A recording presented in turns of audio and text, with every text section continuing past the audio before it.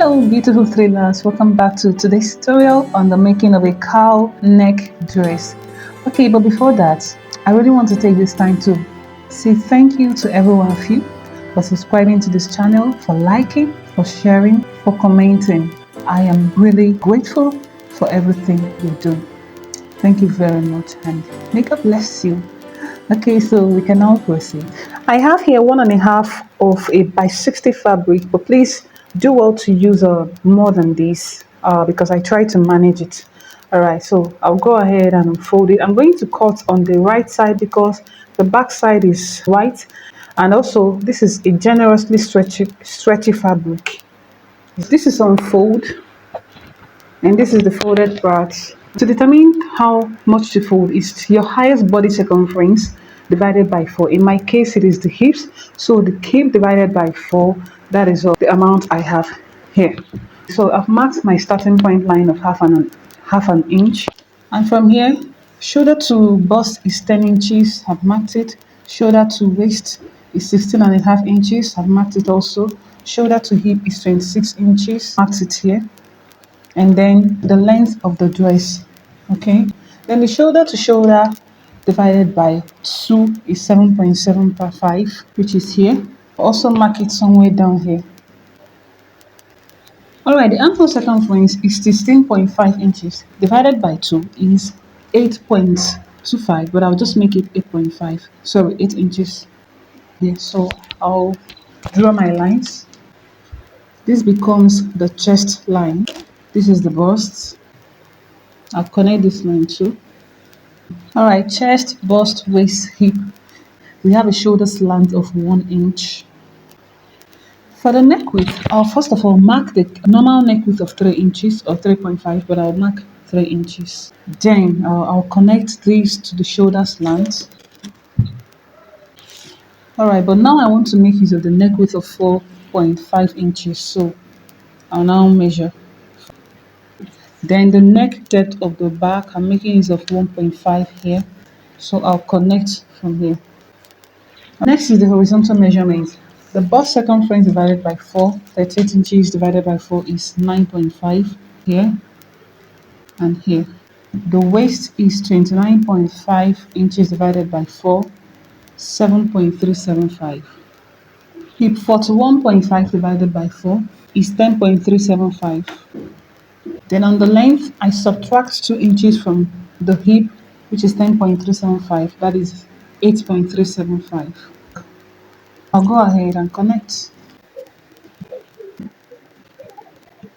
The armhole for the back is just straight. And I'll add my sewing allowance of half an inch for the back neck, the armhole, the shoulder, but I'm not adding any allowance on the sides. I hope you see this. I came up by half an inch here, came up by half an inch here, also here, armhole, half an inch, but I connected it to this point. So I'll go ahead and cut. Let me just say this beforehand. If you notice, I just left half an inch sewing allowance on the side. But because this is a stretch fabric, you're just going to cut the actual line here, actual measurement. And even when you are sewing, you still take half an inch from the actual measurement to sew the side. I hope you understand. But I just left this half an inch here just in case, I add flesh or I can still loosen it up, you get.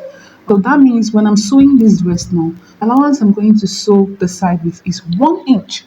But if you cut it from the actual measurement, you just sew the side by half an inch. I hope that is clear. Alright, now I have the front bodies placed on the back. Sorry, this is the back placed on the front, and the front is already on fold. Here I have about 3 inches, and on the side I have extra 3 inches too on this side. So what I want you to note is that I want the cowl neck to be decent. I don't want it to show the cleavage, and also I want it to start to be tight on the bust, like let it be fitted on the bust area. This is the bust area, let it be fitted here. So I want the cowl to stop around the chest point. So this is cutting it without pattern paper. Now let's roll. Remember, I said I want it to stop at the chest region. And what I'm going to do is, this is the chest, so I'll pin this here, just slightly. Okay, I've pinned it. And on this side too, because I'm making use of, I could have marked with white chalk, but let me just pin that area. This is the chest for this side. Just want you to understand this very well. All right, now I know where the chest ends, so I will tilt this front. Just look at what I'm doing. But I want to know where this moving up will get to. So from here, from that chest point, I will measure the opening. I want it to be like 6.5 inches. This is 6.5, or you can use 7 depending on how deep you want yours. But I want mine to be 6.5 inches. So I'll also go ahead and just pin that point. So now that means this chest that was here, I want it to move up to this point. That's what we want to achieve here. So move it up until it gets to this point. So now I have the chest. This is the chest. I have it here. Let me zoom in. Okay, I hope you can see it. This is the back chest. This is our new chest for the front. Okay, so what I will do next is to mark uh this shape, mark this shape, and then take here straight. All right, so I've gone ahead to trace out the armhole, the shoulder line, and for here I just took it straight. I don't know if you can see that. I just took it straight. So we are done with this. Then I'll take it back to the normal shape, and then I'll go ahead and just cut it this way, and follow the shape and cut it also downwards. Now moving on to the using pattern paper to cut this. Here's my pattern paper, and in order not to waste in so much paper, what's normally done is you just cut for the back what you have for the back, from the shoulder to the chest, and this is the chest line. So I already have cut it. Grab this and place it on your front, pin it down. So you see this is just the same shape of what I have here for my back. Then I'll pin it at this point. All right, I've cut to some point and I've taken out the back region. So let's work with pattern paper only. Now this is the chest line, and we want to open this. Remember, I opened the first one by 6.5. So that's the same thing I want using pattern paper, 6.5, and I have it here. So okay, the same place I have this pin. Now we are going to tilt this chest. We are going to open it up so that our new chest for the front will stay on this line. Okay, so you see, this is just exactly the same thing I have without pattern paper. The exact same thing, and then you roll it straight. There's nothing different, so you can choose either way, or just to save your time, you just do it without pattern paper. I hope this is clear. All right, so I'll take it out and I'll go ahead and cut. All right, for the interface, I have and this fabric also folded, and this one placed. So I'm going to cut this shape up onto here, measuring down 5.5 inches, and I'll cut, or 6 inches.